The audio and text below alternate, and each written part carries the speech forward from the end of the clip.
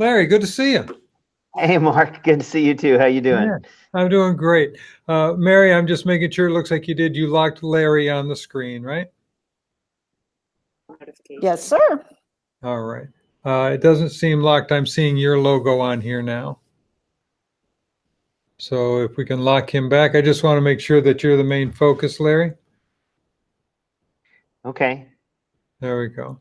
There it is. Hopefully, All right. hopefully Yep. my bandwidth is good enough. It was a second of a delay. All right. So, Larry and I met, what was it? Was it RSA or was it at the DevOps Enterprise Summit? I think it was RSA 2018, so a little Yeah. over a year ago. Yeah, and so over sushi, we had an interesting discussion, right? And it's actually Right. it's actually been extended to this. You've done this for a couple times for us here because your story is so great that I just want as many people to hear it as I can. So if you will, introduce yourself. I'll be in the background, and then you can take it from there. Okay. So you want me to screen share now That would be great. and get going? Okay, here we go. I can see your screen, your full screen. You're ready to go. Okay, great. Okay, awesome. Thank you. So this quote from Freeform Dynamics, I think, sets us up nicely. The fact is that a lot of organizations, especially larger organizations, are struggling with the collaboration between development, operations, and security. And DevSecOps covers all three of those, right? So such that it makes it really hard for them to actually adopt the practices and accomplish this what is truly a transformation. And I think one of the key problems there is a lack of trust between those organizations. You often hear developers say things like, security doesn't understand what we do.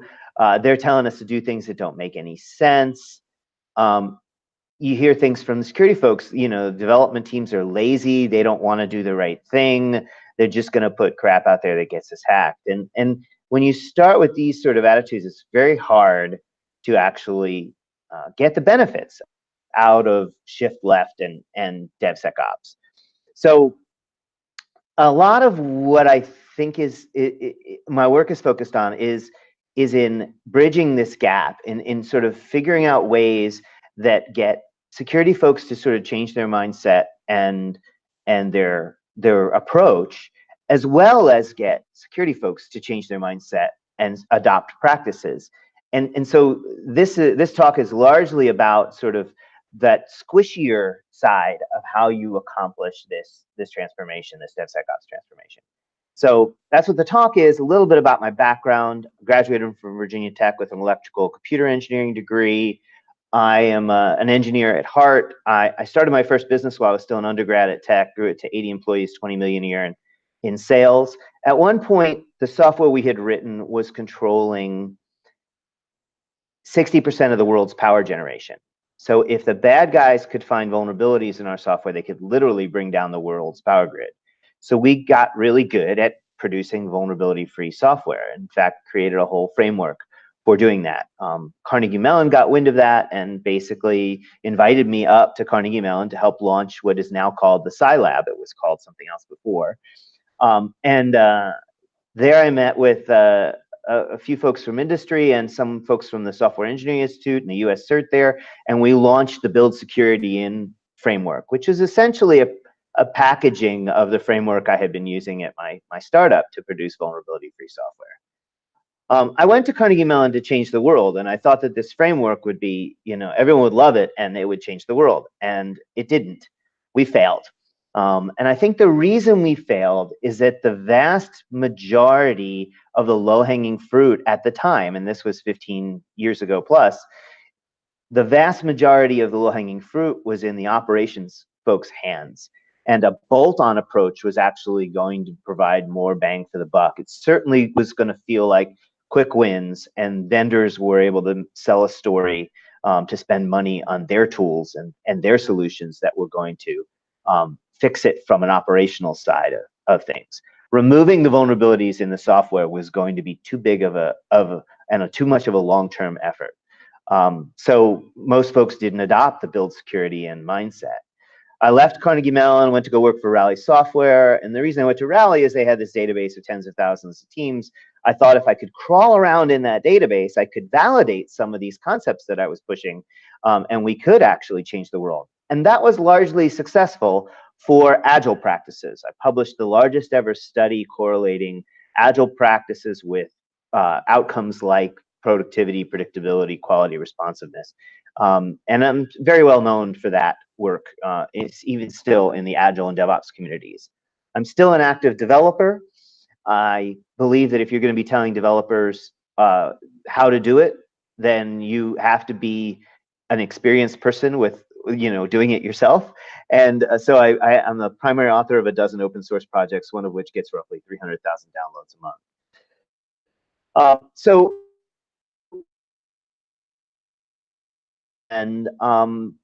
Someone in the audience happened to be someone I worked with closely on the Build Security In initiative decades earlier.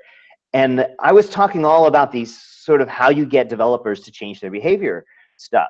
And she came up to me afterwards. It was an old friend of mine, Nooper Davis. She's now the Chief Information Security Officer at Comcast. And she said, let's take those behavior transformation concepts and let's try to redo what we meant to do with the Build Security In initiative and see if we can make it happen. And I think we'll have a better chance this time because of the DevOps movement, where development teams are taking more ownership of how their products perform in production. And so now I'm at Comcast, have been for the last 3 years, working on DevSecOps transformation initiative there. And what's in this deck is some from that experience, but it's really more from sort of how you get developers to adopt Agile and DevOps practices and just applied to security.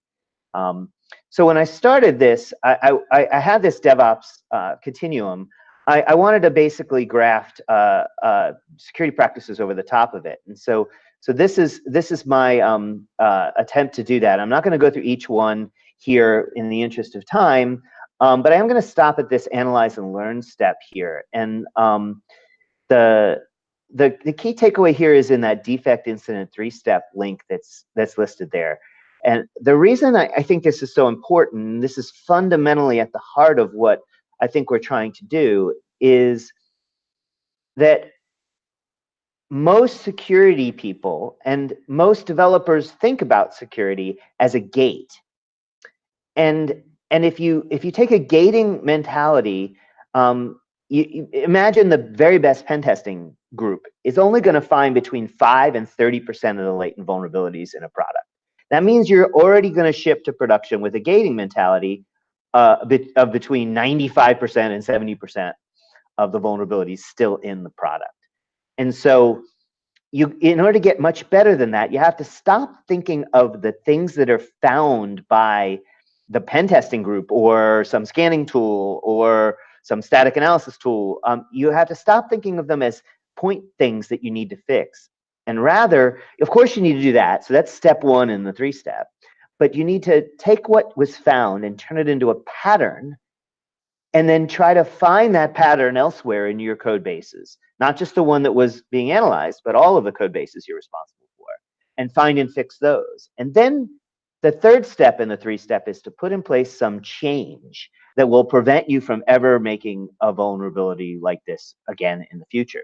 This can be a change like training, but better are changes like technology in terms of tools, or you could change your tech stack to basically eliminate a whole class of vulnerabilities. C, C++ is subject to buffer overflows, but a lot of other languages are less subject to that kind of attack, for instance. Or it can be a process change, that you have an extra check of this certain thing by another human, essentially, in there. And this is sort of the difference between the old way sort of quality was thought of back in the, I guess 60s is probably, we have to go all the way back to Deming, Crosby, and Duran essentially introduced concepts to manufacturing such that you didn't just fix the bad car that came off the production line. You went and you looked back at the process as to why you produced that vulnerability, and you changed the process, you changed the system so that you never produce that defect again in the future, that automobile defect. So this is the same concept, and I really got this because my manufacturing background, my CCS, my first business was factory floor automation. We had to be ISO certified, ISO 9000 certified. So we basically wholeheartedly got into that continuous improvement sort of mindset there, and I've applied it to software ever since. So this is the whole framework shown in full here.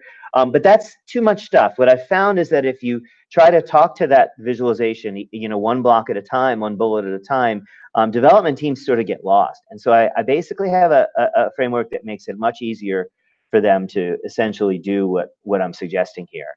That starts with winning their hearts and minds. Basically, you want to sort of prove to them you have a mindset that's compatible with their sort of life and their way of thinking, and then you can add to that mindset going forward. It starts with the definition that is very acceptable to them, rather than it be just about tools, which is also acceptable to them, or being about them collaborating with some outside group. It's really about them, the engineering team, the empowered engineering team, taking ownership of how their product performs in production, or all the way to production, including security. So I have this love-hate relationship with the phrase DevSecOps, because I really believe that if you're doing DevOps right, you're doing these security things. And so that's why I've sort of shown the definition in this way. I also have what I call, my DevSecOps manifesto. I know there's another competitive one out there. This is sort of my form of it. I actually, like some of the concept of the other one, but mine is really more focused on the squishy stuff. And so I think a little bit different than that one. Of course, it's build security in more than bolt it on, rely on empowered engineering teams more than security specialists. I've sort of said both of those before. This one I haven't really talked about yet. Implement features securely more than security features. When you talk to a developer about security, they frequently think authentication, access control, and encryption. And I've got security covered. But every input to your system is a potential attack vector. There's this story about a company that had cameras at the entrance to their parking lot, and it would OCR the license plates. And if somebody was in the parking lot that wasn't supposed to be there, they would send someone out to sort of do something about it. So this one engineer had the idea that he was going to put a SQL injection attack in place of his license plate, and sure enough, he dropped the license plate table for the company. So you wouldn't think a camera was an attack vector, but it is. And so every feature you implement, you have to think about security. You can't just do it when you're talking about authentication, access control, and encryption. So rely on continuous learning more than end-of-phase gates. Also talked about that already. And adopt a few key practices deeply and universally more than a comprehensive set poorly and sporadically. You go into companies and you see these policy manuals that are 300 pages thick. And if you actually start to read them, you're like, wow, this is a lot. I can't imagine developers actually really doing this stuff. And then when you poke around a little bit, it turns out that that's true. That's the case. Developers are generally, they know they're being told to do certain things, but they also know that they could never satisfy their business requirements if they did all of those things the way that they're laid out in the policy manual. And so they generally hide and ignore them, and they generally get away with that. So what I've done is I've basically come up with a very short list of a few key things that I think everyone should be doing at Comcast. And I think you could adopt maybe this list, but you could have a different list for your organization. It would be better than having a big long list of 30 or 60 or 300 things, to just have this list of 9 in my case, or a list of 5 or 4 or whatever it is for you guys. And similarly, build on culture change more than policy enforcement. You want them to you want to leverage their desire to do the right thing, rather than make them feel like they've been beat up and they're going to get caught if they don't do what they're asked to do. And if you take that approach, you not only get them to do it more, but you actually change what you're asking them to do to be much more relevant and also much more effective as well. I also have this thing that we call the pledge, and it starts with basically saying we trust you. We trust that you want to do the right thing, and that you will make trade-off decisions. You're going to make them all day long, and sometimes you will trade off security for other risks. But we're going to pledge to make sure you have all the information you need so that those are smart trade-off decisions. And we're going to make it so that the right thing to do is the easy thing to do by lowering the cost of any of the things that we're asking you to do. We're going to stop acting as gatekeepers, and we're going to really work on toolsmithing to make the right thing be the easy thing, and advisors so that you have all the information you need. This one slide is sort of the most effective slide at Comcast in essentially convincing development teams that this is not the old way of the security group working. And it actually took a while for me to get security folks to really believe this and be willing to pledge this. So this was a tough sell, but this is probably the most powerful slide in my arsenal of winning the hearts and minds of developers. We also do things like gamification and community virality. We have this thing called the Security Guild. I'm not going to go through the details of that listed here. We have a belt system for craftsmanship, training, artisanship that sort of gives people the ability to sort of brag about things. We sort of deputize the higher belt folks as champions. Sometimes people call them ninjas throughout the organization, and this is viral, and so this can grow and scale beyond our team. I also have this thing called the trust algorithm. Again, in the interest of time, I'm not going to be able to go through all of this, but there is a link here to a 5-part blog series, DevSecOpsDays.com. If you just search for the trust algorithm and my last name, Maccherone, you will actually come to this. It's the first thing that pops up. So basically, it talks about sort of a way that you can get security folks mostly, but also developers, to sort of think about trust in a formulaic or algorithmic way, such that they can actually improve the trust between them and the other organization. The stuff in the numerator are things you want to maximize. The stuff in the denominator, self-interest or apparent self-interest, is the thing you want to minimize, and you want to emphasize shared interest. But I'll let the blog series do most of the talking here. I just want to sort of reference you to that.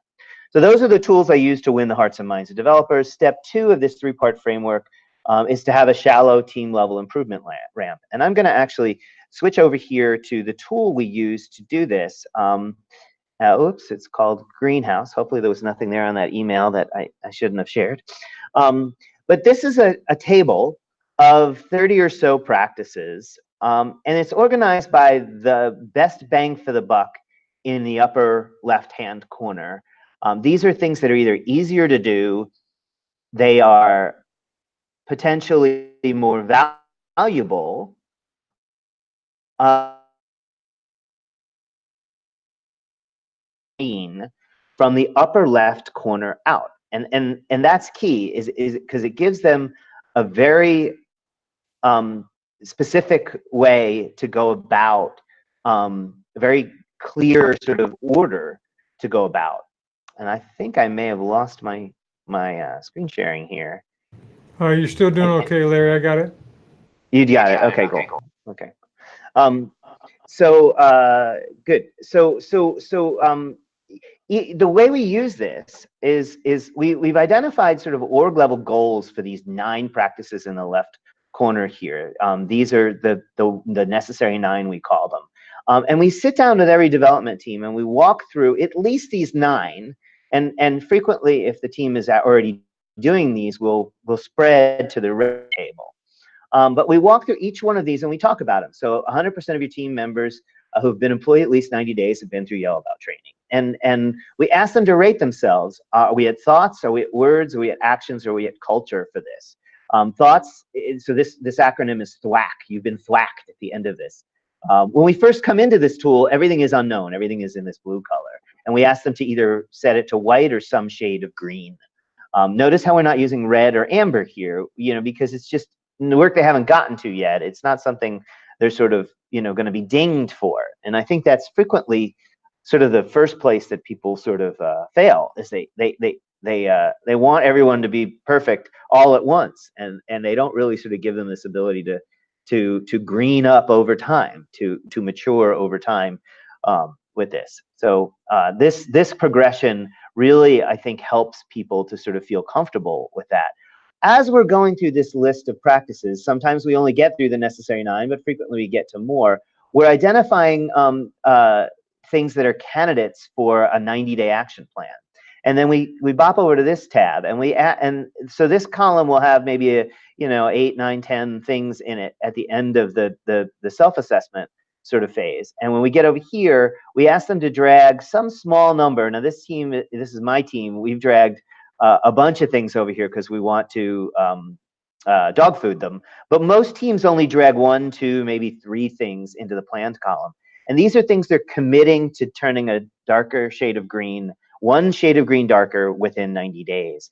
And we literally walk around the room. We start with the product owner or the product people in the room, and those people are required to attend this 90-minute session. We start with them and we say, are you willing to commit the team to this plan? This is going to take work away from features. And if the product person says yes, because they've sat through the whole meeting and they sort of see that the team wants to do this because they want to do the right thing, and it's structured in a way that it's easy for them to do the right thing, and so they want to do the right thing for the organization, and so they often say yes. But sometimes they push back and they say, let's only do 2 of the 3 things the team has decided to do. Let's put 1 of them in the stretch goal column.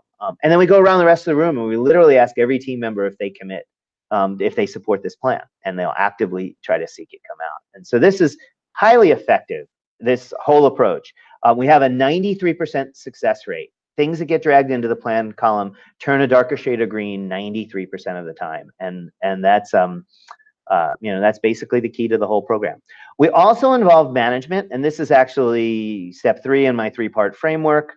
This is the view for management. So this manager, this executive has 7 development teams in his part of the organization, and we can hover over and see each of those teams when we're working with them. We can sit down and we can discuss the manager's overall sort of maturity for the necessary 9 at least, and we can change that if they want to look at a dozen things, or if they want to look at all 30, we can look at all 30 in this visualization. We can also trend it over time. And this top line goes up when we identify new teams in this part of the organization, and these green areas go up as teams sort of adopt those practices. So we can sort of say, okay, well, you're on target, to actually get to at least a words part of this very rapidly. Everyone will have it in their 90-day plan within a few months here, is what I would sort of say to this manager. This is a very good looking chart, by the way. I'm showing you sort of one of the best. They don't all look this good. We also have the ability to sort of a lot of the practices, as you'll see here, center around tools, and putting static code analysis and software composition analysis tools into this is software composition analysis tools, this is static analysis and IS tools, putting them into the pipeline, and then coming up with working agreements that say you'll resolve those findings within the current dev cycle, and then you get to high severity clean for the entire backlog of them. We can actually validate that all this is actually happening via another visualization. We take the data from all those tools and we import it into this tool here, and this is a cumulative flow diagram also. The top line goes up when new vulnerabilities are found. The green area goes up whenever they're resolved. And so this team has got a really good track record of, in a relatively short period of time, whenever new things are found, they actually get them resolved to 0, including the initial finding. Larry, giving you a 3-minute warning here. Okay, good. I'm on target here, Mark. I'm going to finish up right at 10:45. So the next few slide that is sort of my discussion of tools, and I have just a few minutes to actually go over this. I really do like to emphasize analysis for code imported as being the best bang for the buck tooling. I think traditionally folks have been told static analysis is sort of where you start, but I really do think that's a mistake. 80 to 90% of the applications we're putting out there are not the code we've written. They are code that's been imported. And software composition analysis tools essentially identify all the dependencies, open source libraries, for instance, that are in your system, and to see if there's publicly reported vulnerabilities against them. Poor software composition analysis practices is what got Equifax. Not only is it a bigger attack surface in your applications, but think of it from the attacker's perspective.